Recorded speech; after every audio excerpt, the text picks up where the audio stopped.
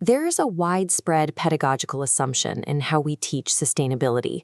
We instruct students to memorize the UN's 17 Sustainable Development Goals, and we expect that rote memorization to automatically yield professionals capable of making ethical choices. This linear logic is known as the information deficit fallacy. The assumption fails because humans are not simple instruction input machines. The moment a learner steps into a multivariable, real-world environment, a system built purely on data retention collapses. Consider a person memorizing the menu of a Michelin-starred restaurant. Knowing every single dish by heart does not mean you automatically have the skill to actually cook the food. If you only know the menu, you freeze the second a critical ingredient goes out of stock, or a customer has a severe allergy. Rote memorization cannot adapt to shifting real-world variables. Accumulating sustainability facts without building the underlying cognitive architecture to process them creates a dangerous illusion of competence. The modern obsession with global sustainability metrics traces back to the 1992 Earth Summit in Rio de Janeiro. Fast forward to the 2015 launch of the 17 SDGs, and that framework devolved into a pedagogical trap. Educators began treating the colorful matrix as isolated, easily digestible units of study. Teaching zero hunger, completely disconnected from life below water, breaks the interdependent reality of global systems. The goals cannot be separated in practice. To address this, academic researchers in Education for Sustainable Development, or ESD, formulated a rigorous counterthesis. Their core directive dictates that true behavioral change cannot be passively received. It must be actively generated through engineered psychological disruption. This circular flow diagram outlines the required cognitive feedback loop, moving far beyond the standard model of data delivery into 4 distinct nodes: know, care, think, and act. The know tier represents the baseline receipt of information. This is where a student ingests raw climate warming data or sea level statistics. The cycle then mandates a transition into the care tier. Here, the learner begins ethical weighting, mapping out the specific human and environmental stakeholders involved in the data. Next is the think tier.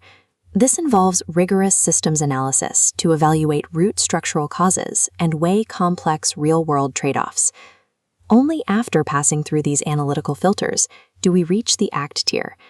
Action is not a spontaneous good deed, but deliberate, reflective participation. Bypassing the care and think phases to jump straight into action creates a severe vulnerability. Instructing students simply to go out and do good without equipping them for critical ethical and systems analysis results in blind compliance. Left unchecked, that compliance becomes actively destructive. The precise pedagogical mechanism designed to rewrite an individual's worldview is called transformative learning. It begins with phase 1, empirical conflict. Existing mental models resist logic. They must be shattered by an inescapable real-world contradiction. Take the electric vehicle paradox. A learner firmly believes EVs are a flawless, absolute climate solution.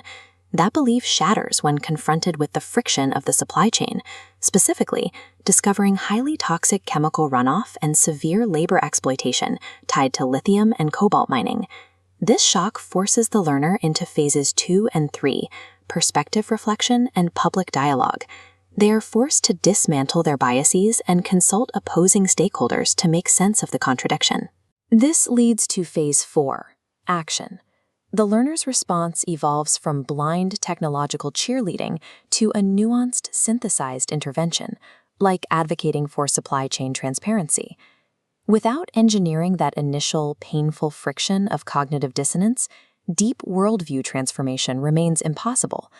This process develops what researchers call normative competency, the specific capacity to navigate and weigh conflicting ethical values in real time. Consider the green tech automation dilemma. A massive corporate factory achieves operational perfection by upgrading to advanced emission-free robotics. The secondary effect of this green upgrade is devastating. Thousands of base-level workers are immediately displaced, leading to mass unemployment and local economic collapse. Standard environmental education collapses when confronted with this scenario. Ecological efficiency violently collides with social equity. true sustainability requires navigating zero-sum trade-offs. Education must arm professionals with the critical framework to manage these brutal realities. Moving to the macro environment, the whole institution approach dictates that an organization's physical reality teaches far more effectively than its formal instruction. This phenomenon is known as the hidden curriculum. A prime example of this is the office hypocrisy case study. Employees receive intensive ESG training while sitting in an office blasting freezing air conditioning. The contradiction compounds when management requires those same employees to print out reams of emails for physical filing. This institutional cognitive dissonance triggers reverse transformative learning. When institutional operations directly contradict pedagogical goals, the organization breeds deep cynicism rather than sustainable compliance. To prove transformation, researchers use a 4-quadrant evaluation matrix. First, the phenomenon, a dorm's massive carbon footprint. Next, the learning gap. Students ace energy tests but act wastefully. Then, the intervention, installing smart meters. Finally, the evidence, billing drops matched with reflection journals. This exposes a macro-structural dilemma facing higher education and corporate trainers alike. Are we designing curriculums merely to train compliant cogs for a deeply flawed global industry? The alternative is engineering critical thinkers who possess the systemic analysis required to actively challenge and dismantle those very same corporate structures from within. The ultimate metric of transformative learning is not today's perfect test score.